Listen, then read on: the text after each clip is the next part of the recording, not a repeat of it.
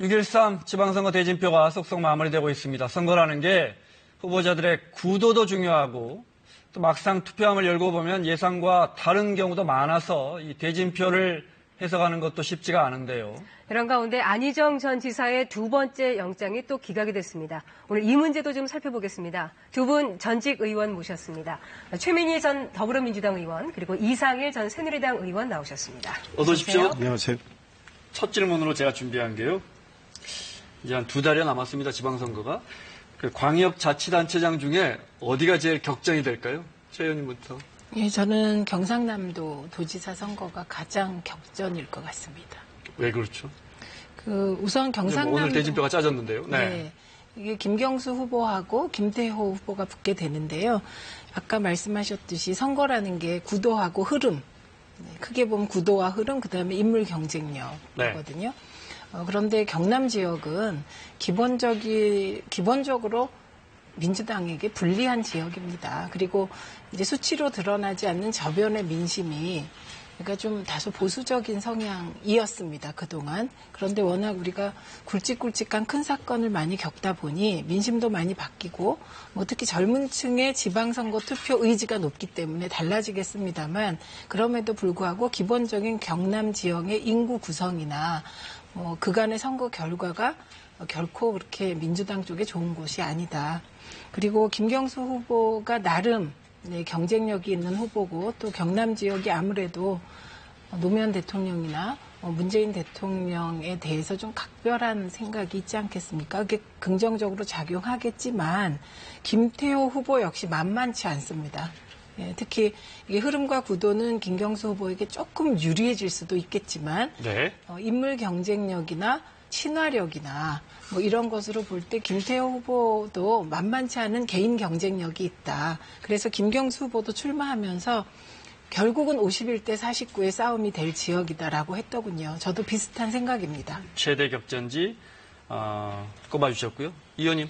예, 비슷한 생각인데 일단 경남이 최대 격전지가 될 가능성이 저도 크다고 역시 보는데요. 경남이군요. 네. 그다음에 또 하나를 고른다면 부산도 역시 좀 팽팽하게 좀 전개될 가능성이 있고 네.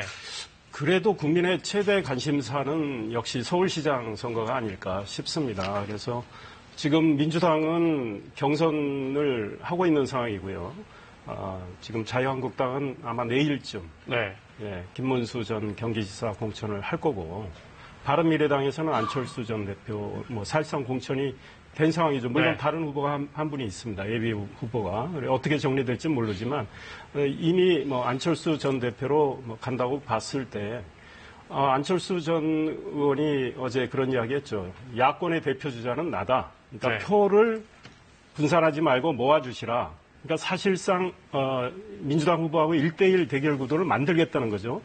그 흐름이 어떻게 전개될지 모르지만 정말로 1대1 대결 구도가 만들어진다면 예측 불허일 수도 있겠다 이런 생각이 들고요.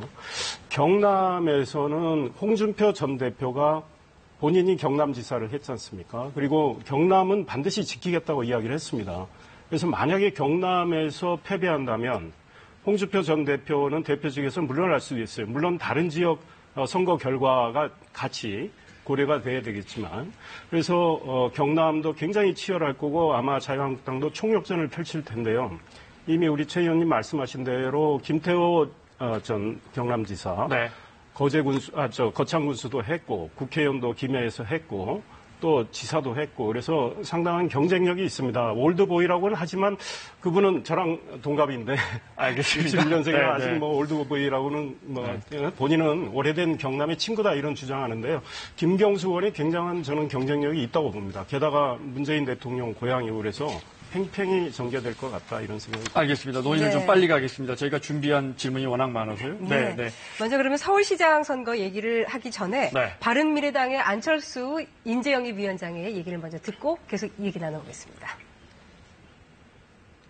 7년 전 가을 저 안철수에게서 희망을 찾고 싶어 하셨던 그 서울 시민의 열망에도 답하지 못했던 기억 또한 지금도 생생합니다. 그 죄송스러운 마음까지 되새기고 사과드립니다. 그리고 다시 시작하겠습니다. 위선과 무능이 판치는 세상을 서울시에부터 격파하겠습니다. 저는 한 곳으로 모아야 힘이 되고 의미가 있습니다. 야권의 대표 선수로 나온 저 안철수로 힘을 모아주시기를 고소합니다. 7년 전 가을 얘기를 꺼내는데요. 아마 그 당시 그 박원순 후보에게 양보했던 그 얘기를 꺼내는 것 같죠?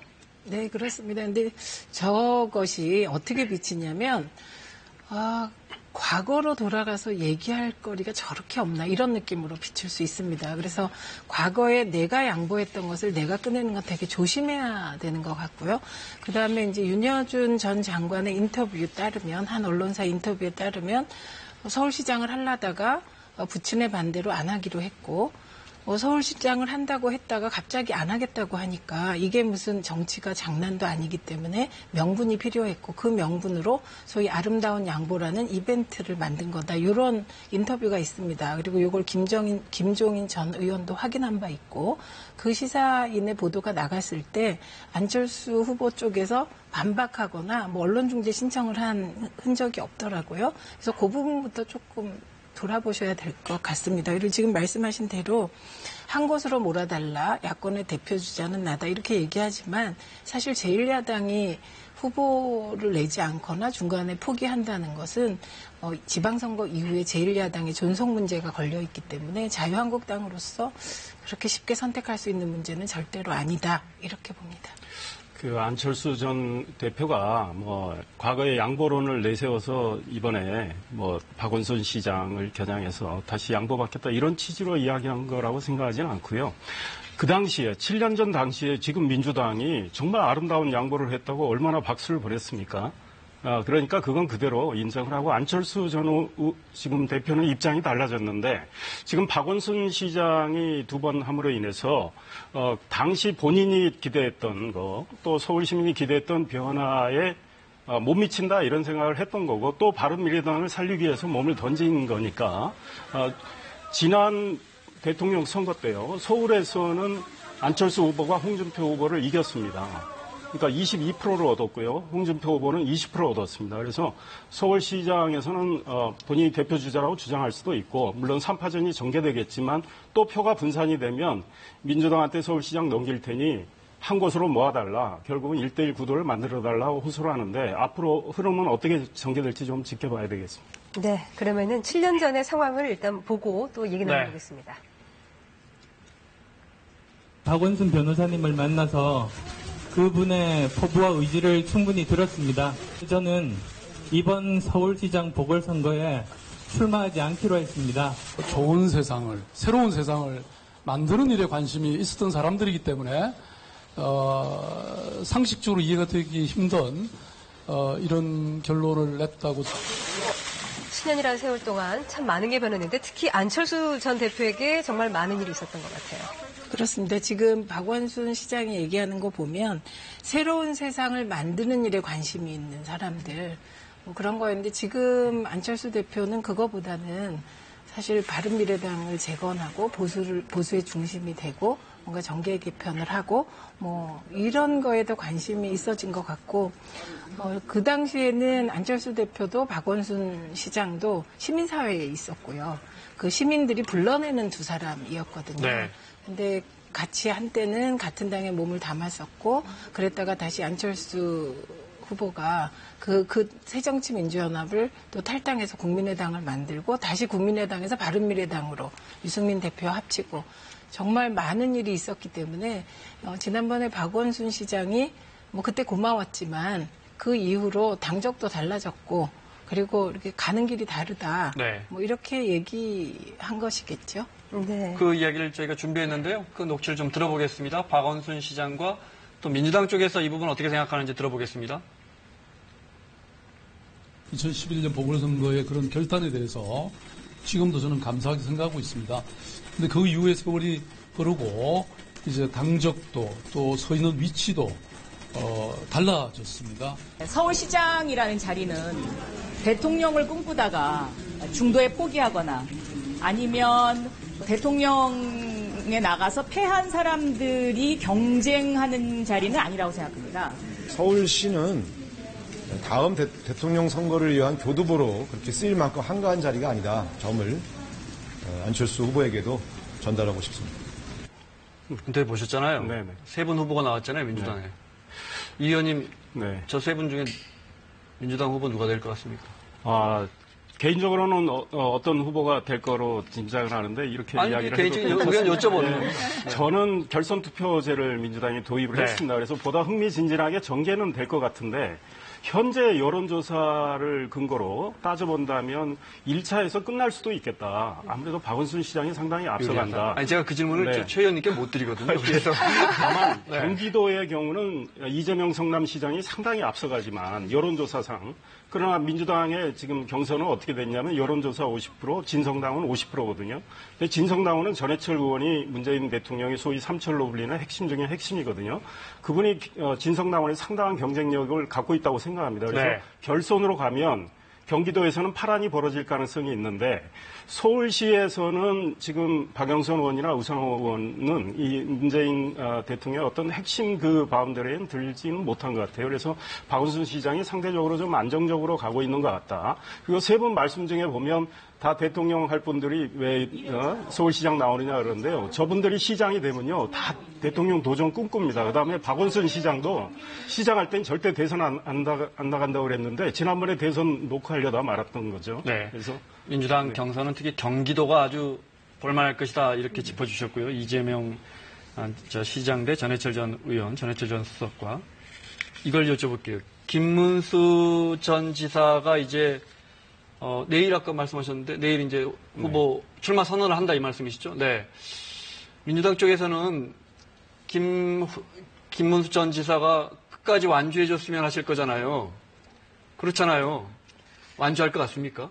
물론 본인은 오늘 또 김문수 전 지사는 오늘 또 나는 뭐 끝까지 무조건 완주한다 이렇게 이야기를 하는데 어떻게 그러니까 보십니까? 어디에 초점을 두느냐에 따라 다를 것 같아요. 저는 지금 자유한국당이 116석의 제1야당입니다. 이제 제1야당 후보와 다른 당 후보가 연대하는 경우는 몇 가지가 있습니다. 우선 첫째는 연대하면 이긴다. 그럼 연대하게 됩니다. 근데 지금 상황은 연대해도 이길 수 있는 조건으로 보이진 않습니다. 다만 2, 3위 간의 경쟁이 치열할 거다. 그래서 누가 보수의 표심을 결집하느냐의 문제거든요. 그런데 아시겠지만 김문수 후보 같은 경우는 그러니까 보수 중에서도 아주 강한 보수적 입장의 분들은 김문수 후보로 결집할 것 같아요. 그런데 이분들이 과연 안철수 후보에게 결집할 거냐? 결집 안 할 것 같습니다. 과연 아주 보수 성향이 강한 유권자가 안철수 후보를 진성 보수로 봐줄 거냐? 의심할 것 같아요. 그래서 우선 지지자들이 두 분의 연대를 바라지 않는다. 지지층이 다르다. 이 말씀. 그다음에 두 번째는 자유한국당이 제1야당인데 제1야당이 후보를 못 내거나 중도에 포기하거나 이런 상황은 지방선거 이후에 있을 보수 정계 개편의 주도권을 상실하게 되는 겁니다. 그래서 아마 쭉 살펴보시면 제1야당이 후보를 안 낸 경우는 서울시장 선거에서 있었던 것 같지가 않아요. 네. 없었겠죠. 네. 이런 이야기를 들었습니다. 그러니까 김문수 전 지사를 홍준표 대표가 공천한 이유 중에 이번에 국회의원도 저희가 지금 만약에 김경수 의원 나온다면 8석이 되는 거죠. 네. 지금 현재 뽑아야 네, 할 6월 13일 날 같이 뽑아야 할 국회의원 수가 이렇게 되면 지금 말씀하신 것처럼 지금 뭐 대여섯 석 정도 차이가 나는데 여야가 5석인가 차이 나죠. 지금 뭐 굳이 분류하자면요. 네. 홍준표 대표 생각에는 김문수 전 의원을 출마시키면서 뭐 조원진 의원 지금 대한애국당 가 있고 이정인 의원 무소속 가 있는데 이렇게 쫙 결집시키고 또한 너댓 석 정도 승리해서 야권이 숫자 우위를 이 부분도 매우 중요하다고 생각하고 있는 것 같다. 어떻게 보십니까? 네, 그렇습니다. 그렇게 계산할 수는 있는데요. 정말로 현실로 냉정히 따져보면 홍 대표가 그런 그림을 그린다면 제가 보기엔 별로 적중하지 못할 것 같아요. 왜냐하면 재보궐선거가 있는 지역이 김경수 의원이 그만두면 8곳인데요. 네. 지금 7곳이 선거법 위반으로 다 정리가 됐습니다. 거기에 보면 자유한국당이 이길 만한 데가 별로 없어요. 그러니까 서울에 지금 노원이 있고 송파에는 기대할 만하지만 송파도 민주당의 어떤 후보가 나오느냐에 따라서 장담 못하고요. 그다음에 울산 북구하고 해운대 정도거든요. 네. 그런데 거기서 과연 이길 수 있을까 이런 의문이 들고요. 그다음에 현재 두 곳은 자유한국당 의원이 있는 두 곳입니다. 통영의 그 이군현 의원, 네. 그다음 제천 단양의 권석창 의원. 이 지역도 지금 고법까지는 의원직 지금 박탈형을 받았습니다. 그래서 만약에 대법이 한 달 전, 지방선거 한 달 전까지 선거 그 유죄를 확정을 한다면 네. 의원직이 박탈돼요. 그러니까 자유한국당도 잃을 가능성이 커요. 도석이 더 잃을 수 있다. 그다음에 민주당은 현역이 지금 많이 나와 있습니다. 인천의 박남춘 의원도 굉장히 유력해 보이고, 그다음 충남의 양승조 의원도 유력해 보여요. 그러니까 민주당 입장에서는 의원직을 놓고 공천받고 나가야 되는 상황이 네. 되는데, 그럼 두석 더 많이 났고요. 그러나 격차가 네. 좀 줄어들긴 하지만 그 숫자가 민주당이 앞으로 하반기에 옹구성할 때 국회의장도 민주당 입장에서 가져가야 되는데 그 뒤집힐 가능성은 없어 보이고요. 6월 지방선거 결과는 민주당이 제가 보기엔 국회의원 재보궐선거에서도 냉정하게 따지면 상당히 앞서가지 않을까 이런 생각을 합니다. 여야의 의석수가 전남에서도 뒤집어질 가능성은 쉽지 않다. 저는 쉽지 않다고 높지 않다. 네. 네. 다음은 두 분 다 최고의 격전지로 꼽은 네. 것입니다. 경남지사. 민주당에서는 문재인 대통령의 복심으로 불리는 김경수 의원이 출마를 선언했고, 또 자유한국당 김태호 전 지사를 내세웠습니다. 보시겠습니다. 경남의 정권 교체를 통해서 벼랑 끝에 선 경남 지역 경제와 민생을 되살리기 위해 저는 오늘 경남도지사 선거에 출마하기로 결심했습니다. 도지사 출마로 인해 국회의원직을 사퇴하게 된 데 대해서는 김해 시민들께 진심으로 송구하다는 말씀을 드립니다. 앞으로 더 큰 김해를 위해서 더욱 노력하겠다는 다짐의 말씀을 드립니다. 경남의 오랜 친구 올드보이 김태호입니다. 제 생명과도 같은 경남을 지키고 또 당의 위기를 지켜내야 하는 이번 선거에서 제 모든 것을 바쳐서 뛸 수 있는 기회를 갖게 됐다는 것은 한 정치인으로서 큰 영광이라고 생각합니다. 경남의 꿈이 곧 또 김태호의 꿈입니다. 두 사람의 리턴 매치가 될 텐데, 지난번 19대 총선에서는 김태호 전 최고위원이 이겼죠? 네, 그때 이제 4%. 총선이었죠, 총선. 네, 19대 총선에서 4% 정도 이기셨더라고요. 그런데 그 낙선 이후에 김경수 의원이 어떻게 생활했냐, 이게 굉장히 중요한데, 되게 이제 국회의원은 원숭이는 나무에서 떨어져도 원숭이지만 국회의원은 국회의원에서 떨어지면 사람도 아니다, 이런 말이 있을 정도로 상황이 아주 안 좋게 됩니다. 그런데 김경수 의원 같은 경우는 낙선하자마자부터 김해를 돌고 김해의 발전 전략을 세우고 이렇게 바닥을 훑어서 20대에 압도적으로 당선이 됐거든요. 그래서 그 내공이 만만치 않아졌다. 그리고 김경수 의원이 사실은 그 참여정부 청와대 막내잖아요. 그래서 그 이미지가 있었는데 요즘 보면 굉장히 그 강단이 생기고 아주 야무져졌습니다.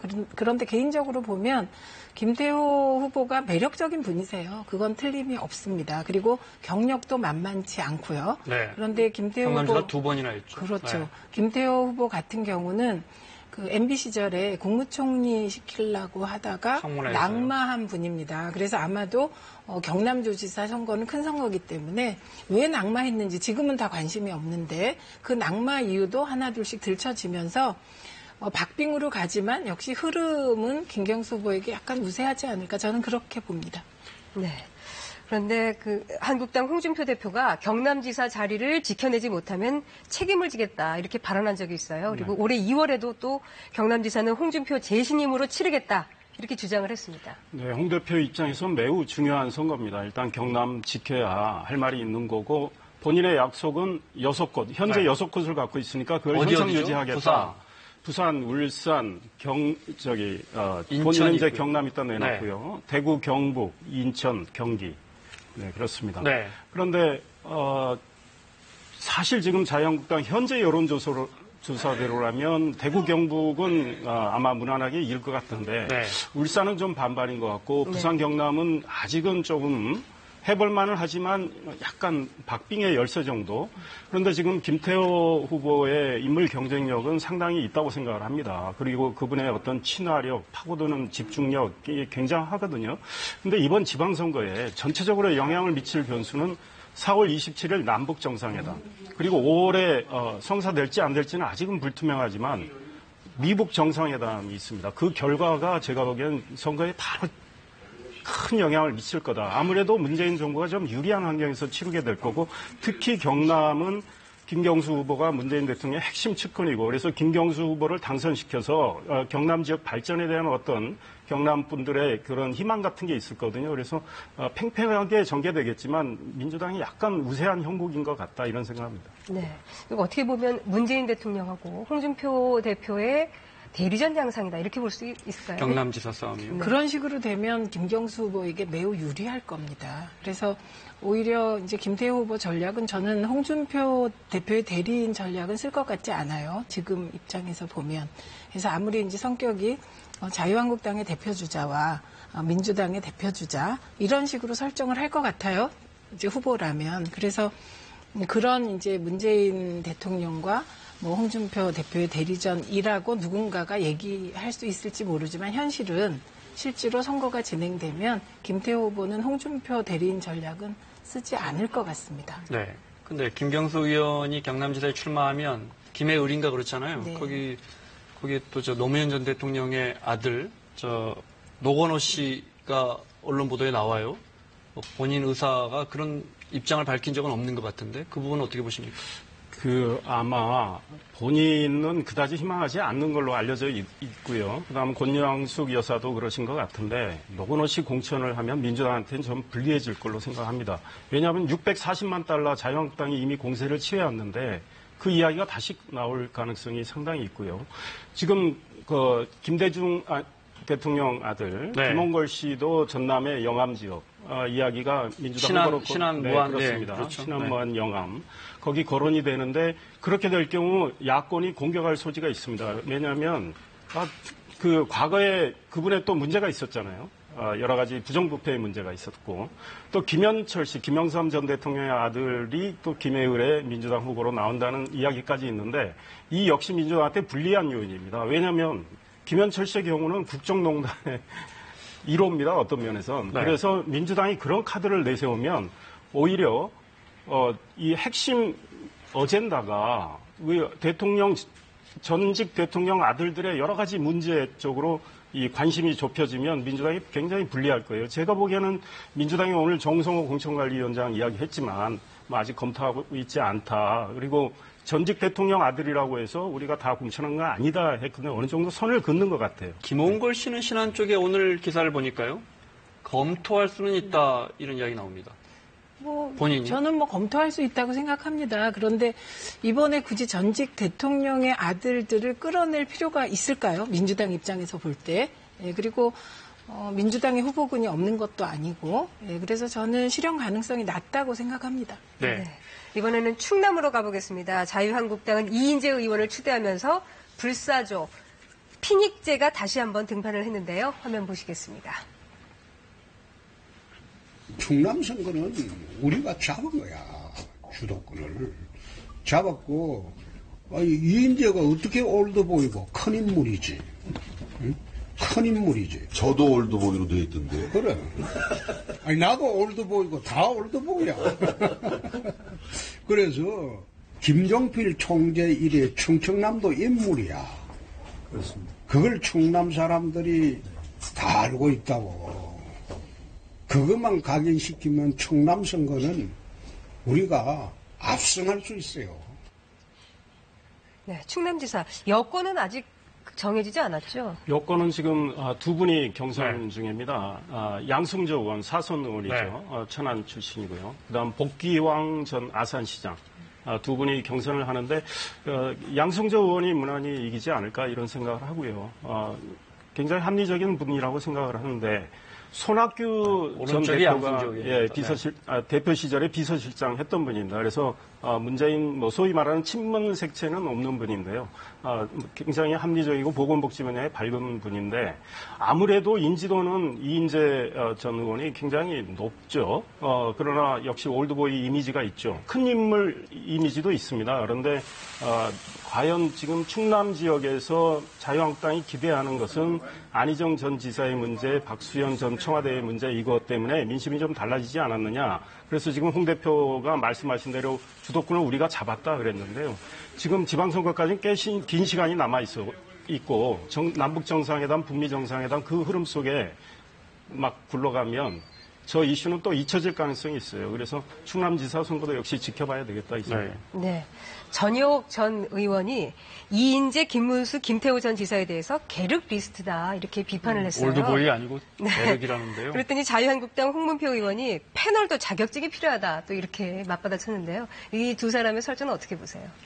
우선 전효옥 씨 같은 경우는 평론을 한 거잖아요. 예, 그래서 그냥 평론을 한 것 같습니다. 그리고 이제 홍문정 총장 같은 경우 기분이 나빴겠죠. 그리고 저건 일반적으로 패널들이 조금 좀 중립적으로 우호적으로 해달라 이런 식으로 받아들이면 될 것 같은데 네. 저는 저거보다는 만약에 이제 안희정 문제도 있고 박수현 전 의원 문제도 있어서 만약에 자유한국당이 정말 젊고 신선하고 프레시한 인물을 공천했다면 민주당이 많이 긴장했을 것 같아요. 그런데 오히려 거꾸로 저희들 우리 객관적으로 이렇게 보면 이인재 후보를 공천함으로써 오히려 민주당에게는 약간 숨통을 열어준 게 아닌가 이런 판단을 해봅니다. 네. 민주당 입장에서는 이인재 전 최고위원이 나온다고 하니까 어떻게 보면 한숨 돌렸다 이 말씀으로 들립니다. 네. 부산 보겠습니다. 그야말로 리턴 매치입니다. 네. 전에 오거돈 전 장관과 서병수 의원이 전에는 서병수 지금 현 시장이죠. 네, 사선 의원이고 그때 몇 퍼센트 차이 났었죠? 1.3%포인트입니다. 그러면 한 만 표 차이 나는 겁니다. 초박빙입니다. 네. 예, 한 2만여 표. 2만여 표 차이 나는. 네. 네, 그래서 다시 리턴 매치인데 서로 벌써 신경전이 굉장한 것 같아요.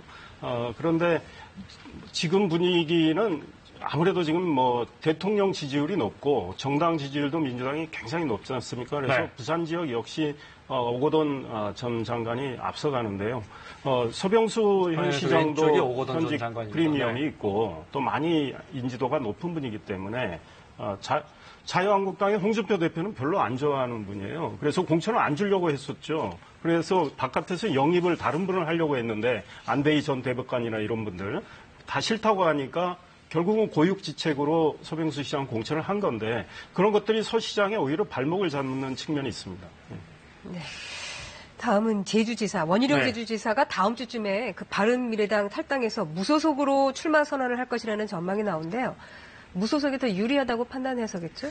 지금으로서 그렇죠. 왜냐하면 자유한국당이나 바른미래당이나 지지율이 지금 높지 않습니다. 그런데 원희룡 지사 개인 지지율은 나오는 상태이기 때문에 무소속으로 하는 것이 원희룡 후보에게는 가장 좋은 선택입니다. 그런데 이제 그 좋은 선택이 당선까지 이어질 것이냐.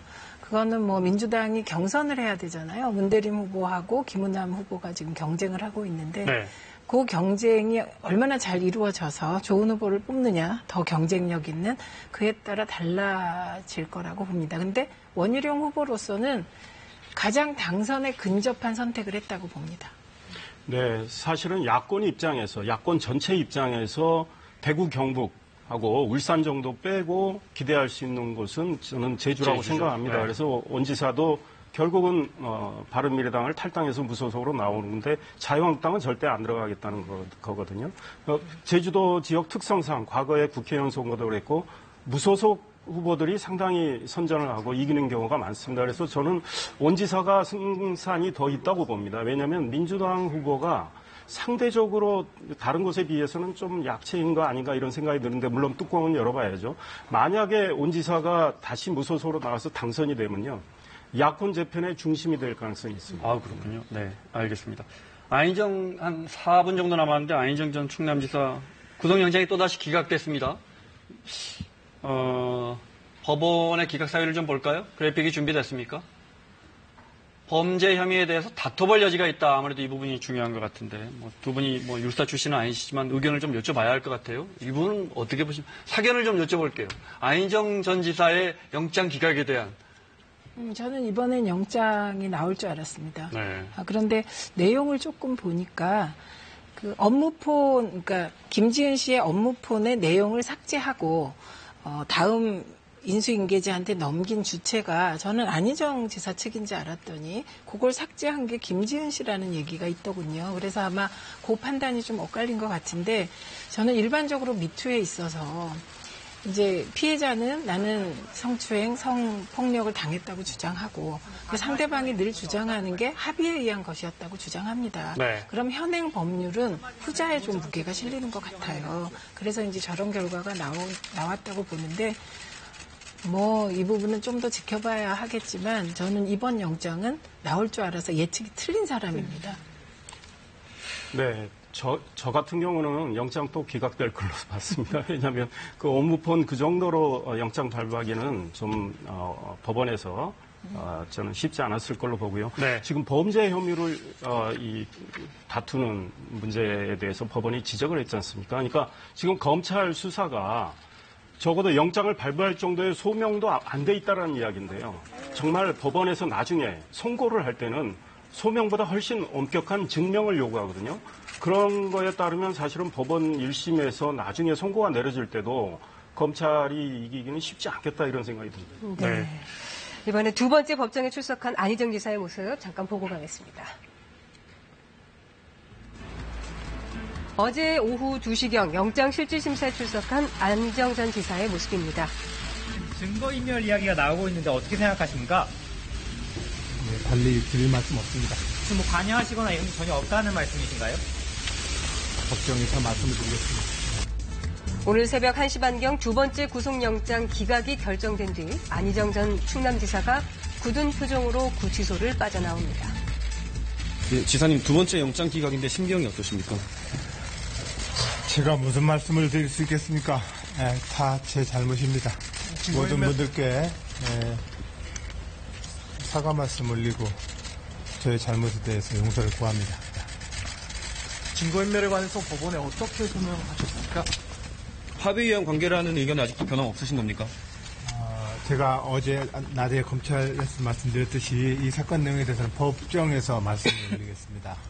언론인 여러분들께 말씀을 못 드리는 걸 이해해 주시기 바랍니다. 그럼 피해자분들에게 마지막으로 한마디만 해주십시오. 질문 하나 두 분께.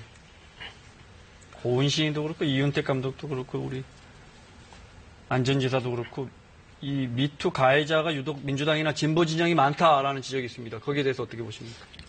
일단은 현재 우리가 눈으로 보기에는 그렇습니다. 그런데 저는 이걸 진보 보수로 어떤 이념으로 갈라서 볼 문제는 아니라고 생각합니다. 그분들이 그런 일을 했고 소위 미투 운동의 대상이 됐기 때문에 그런데 그분들의 사실은 책임 있는 자세가 더 중요하다고 생각하고요. 그분들이 과거에 뒤로는 그런 일을 하면서 겉으로는 굉장히 정의로운 양 했던 거에 대해서 정말 철저한 반성이 필요하고 미투 운동은 앞으로 피해자의 관점에서 계속 이 문제가 지속이 돼야 되겠다 이런 생각입니다. 알겠습니다. 저희가 박근혜 전 대통령 내일 선고라 1심 선고라서 질문도 좀 준비했는데 하나만 여쭤볼게요. 박 전 대통령 5달째 지금 재판을 거부하고 있고 이명박 전 대통령은 지금 구속돼서 이제 검찰 조사도 안 받고 있는데요. 정치적 해법을 기대하는 것 같아요. 이 부분 어떻게 보십니까? 기대하실 수는 있겠죠. 그러나 그 정치적 해법을 내놓을 사람이 누구냐 없다는 겁니다. 그래서 저는 전직 대통령이잖아요. 그렇기 때문에 법적 절차에 응하시는 것이 좋을 것 같습니다. 네, 이명박 전 대통령의 경우는 박근혜 전 대통령은 검찰 구속당한 상황에서는 조사는 받았습니다. 5번. 그런데 지금 검찰 조사도 받지 않고 있고 결국은 정치 투쟁으로 가고 있지만 그런 것들이 법원에서 앞으로 여러 가지 법리적인 다툼을 할 때 본인한테 불리하게 적용이 될 것 같고요. 대한민국의 대통령을 지낸 분으로서 이 대한민국의 어떤 사법부에 대한 어떤 존중, 사법 정의에 대한 전직 대통령으로서 품격 있는 어떤 태도를 보여주는 게 좋겠다 이런 생각입니다. 네, 여기까지 듣겠습니다. 최민희 전 민주당 의원, 이상일 전 새누리당 의원과 함께했습니다. 두 분 고맙습니다.